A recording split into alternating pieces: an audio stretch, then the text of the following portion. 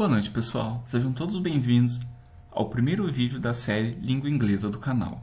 No vídeo de hoje, trataremos de uma maneira resumida e introdutória as definições gramaticais que giram em torno do termo pronomes, tanto da língua portuguesa quanto da língua inglesa. E, especificamente, esta aula ela estará tratando dos pronomes pessoais do caso reto e do caso oblíquo, tanto na língua portuguesa quanto na língua inglesa. Para um viés introdutório, eu me chamo Matheus e Paula Pacheco, eu sou bacharel em Linguística pela Universidade Estadual de Campinas, a Unicamp, e serei eu que prosseguirei com as aulas dessa série. Para a introdução, aqui estão os tópicos que serão tratados nesta videoaula. E são eles: o que é um pronome, como são divididos os pronomes no português brasileiro, quais são os pronomes do português, os pronomes da língua inglesa e os usos dos pronomes em inglês. Então, o que é um pronome? Segundo a moderna gramática portuguesa de Evanildo Bechara, os pronomes são classes de palavras categoremáticas, ou seja, que não apresentam um significado extralinguístico, com a função de substituir o nome. Elas também cumprem funções análogas às exercidas pelos elementos nominais e são facilmente identificadas, pois se organizam em um número limitado de palavras. Então, por isso, segundo a gramática de Cunha e Sintra, em uma oração, os pronomes desempenham funções equivalentes às exercidas pelos elementos nominais e servem para representar um substantivo e para acompanhar um substantivo determinando-lhe a extensão do significado. Então, aqui nesse primeiro exemplo, os campos, que suportavam a longa presença solar a queimá-los incessantemente, recebem agora a água abundante com uma gula feliz. Então, nós vemos que o substantivo campos ele é retomado, mas a seguinte na frase, no pronome los, a queimá-los. Então, aqui nós temos um uso do caso oblíquo, de um pronome substantivo.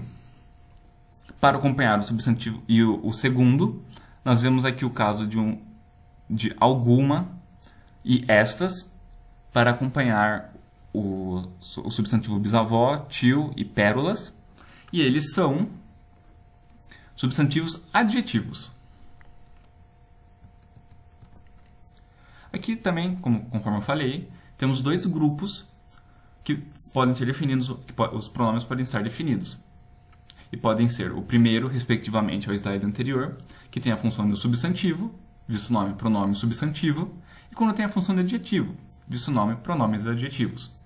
Isso será explicado com mais calma em uma aula futura. Aqui nós temos, no português brasileiro, os tipos de pronomes. Temos os pronomes pessoais, que podem ser divididos em pronomes retos, oblíquos, átonos e oblíquos tônicos. Também temos os pronomes demonstrativos, pronomes relativos, pronomes interrogativos e pronomes indefinidos. No português brasileiro, os pronomes do caso reto são aqueles que se referem, mais comumente, aos sujeitos da frase. Então aqui nós temos a primeira pessoa, segunda e terceira pessoa do singular e a primeira, segunda e terceira pessoa do plural. Singular único, plural vários. Então aqui nós temos os pronomes eu, tu, ou você, ele e ela, nós, vós, vocês, eles e elas. Também temos os exemplos, como eu comi o bolo, verás os incêndios, ela tomou o suco, nós venceremos o concurso, vós assinais os documentos, eles levam os detentos. Vocês veem que a pessoa é o que determina a conjugação do verbo, não o tempo verbal, a conjugação. E os pronomes oblíquos são os pronomes que, diferente dos pronomes retos, geralmente são utilizados como objetos da frase. São eles os átonos, que possuem função de complemento, e os tônicos, que possuem a função de objeto indireto e geralmente são acompanhadas de preposições. Aqui são os pronomes oblíquos átonos.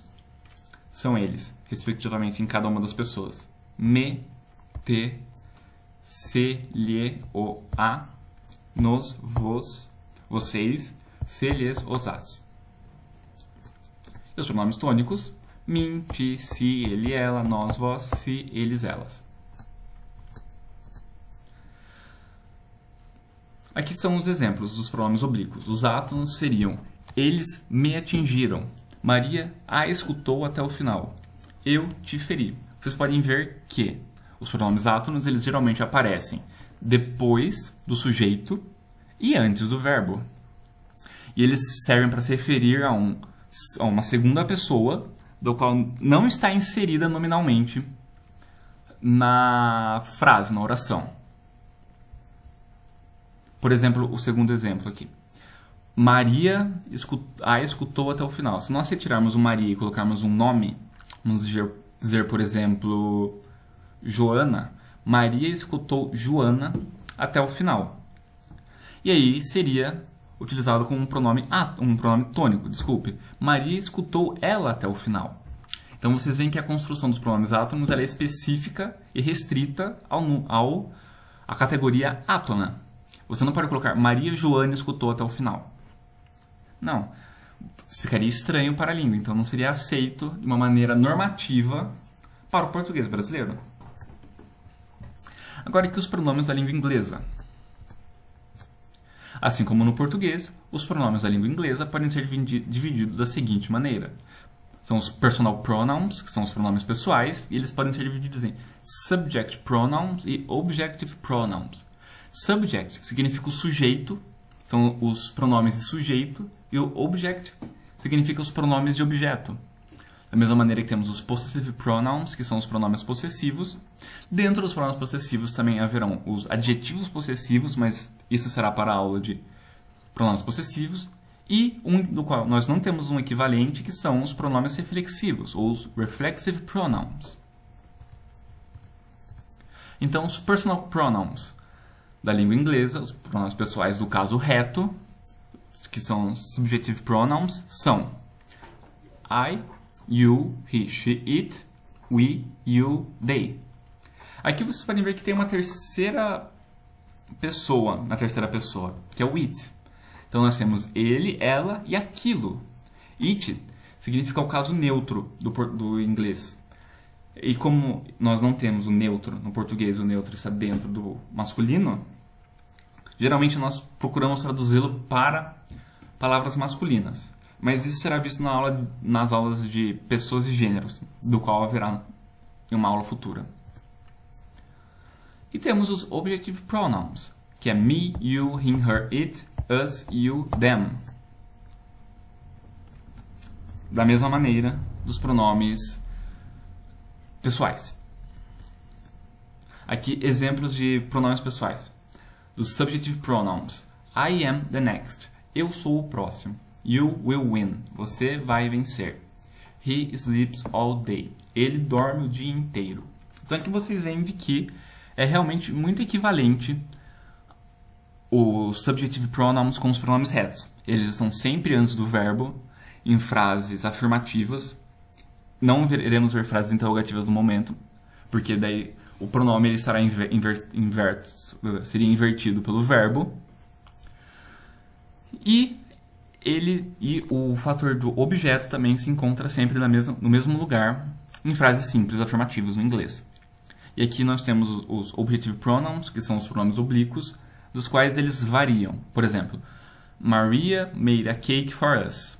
Maria fez um bolo para nós. John did a bad thing for her. John fez uma coisa ruim para ela. That dog bit me. Aquele cachorro me mordeu.